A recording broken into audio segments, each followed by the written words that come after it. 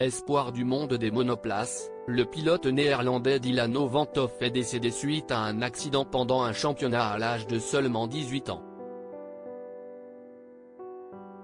Nouveau drame dans le monde des monoplaces.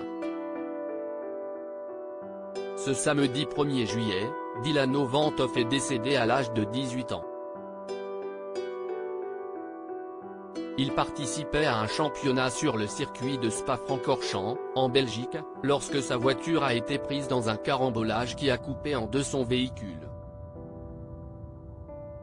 Le drame, filmé par les téléspectateurs sur place, s'est déroulé lors du second tour de la course 2 du championnat de l'épreuve Formule Régionale by Alpine, ou FRECA, alors que la pluie s'était invitée à l'événement.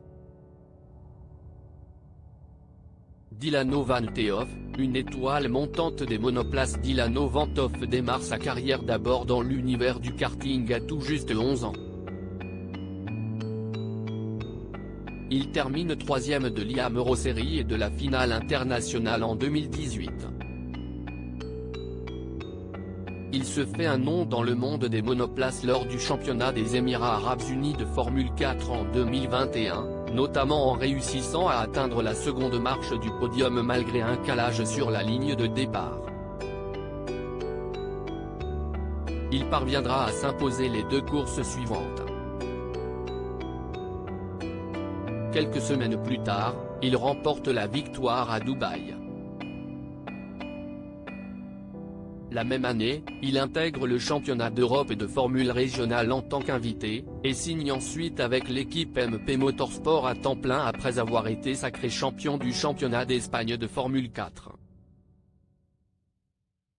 Véritable espoir des pilotes de monoplace, Dylan van 't Hoff avait une carrière toute tracée avant le drame.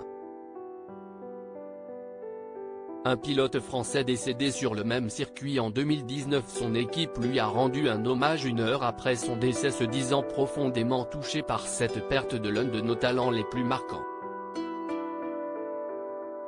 Il a apporté tellement d'énergie à notre équipe durant ces années où il a piloté avec nous. Dylan faisait partie de la famille des courses automobiles depuis ses débuts, ont-ils partagé.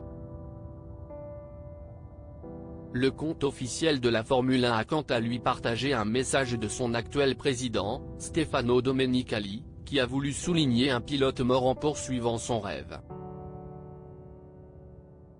Sur ce même circuit était décédé le pilote de Formule 2 français Antoine Hubert à l'âge de 22 ans le 31 août 2019.